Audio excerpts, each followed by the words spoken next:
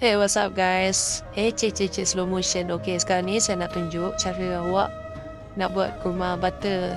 Maksudnya kurma yang kita sumbat dengan butter cup. Okay, so bahan-bahannya pun mudah. Kurma dengan butter sahaja.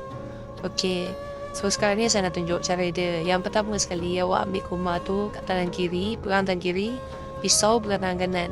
Ataupun terpulang lah, nak pegang pisau tangan kiri ke atau pegang tangan kanan terpulang. Yang penting dah belah tu, buang dia punya kulit.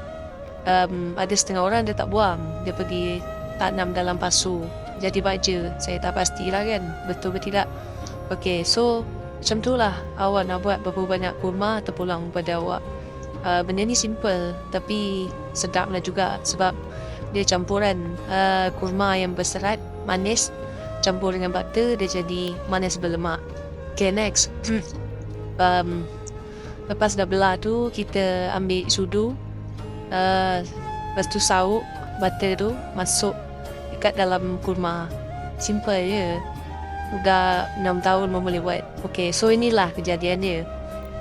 Kurma butter, jangan dihiraukan pasal rupa kurma tu, tapi butter sedap.